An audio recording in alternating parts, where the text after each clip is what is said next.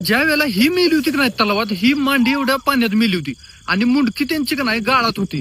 म्हणजे भवरा करूनच तिथं ती मारलेला आहे, ओढून आत नेलेला आहे. आता ही जी अतृप्त आत्मस्थिती का नाही, ह्यांना काय घेणं देणं नाही कोणाचं काय तवा.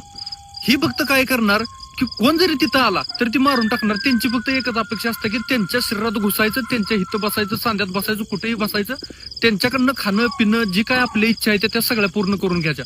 कारण ही सगळं पूर्ण करायला शरीर लागतं, म्हणून ती शरीरात घुसते ती. आणि ज्याचं ग्रहमान वाईट कर्मच आहे का नाही तो 100% मेला.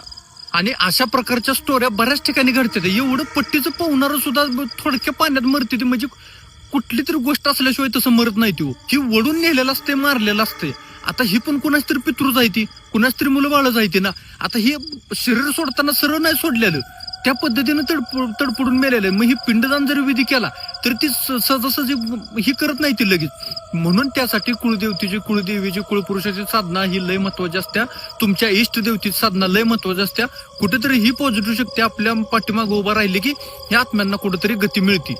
आणि ह्या स्टोरीचा शेवट सुद्धा दर्दनाक त्याच तलावात झाला. ही दोघं तिथं मेली आणि आता पुढचं कोण मरणार ही जी वाट बघते ती. म्हणजे ही चालूच राहतं बघा, चालूच राहतं. ज्वलंत उदाहरण म्हणजे नवले ब्रिज वगैरे ही तुम्ही घ्या की पुण्याचं, मरतच राहते ती. एक मेला की दुसरा मेला की तिसरा मेला की चौथा, ही एकमेकाला ती संपवतच असते ती.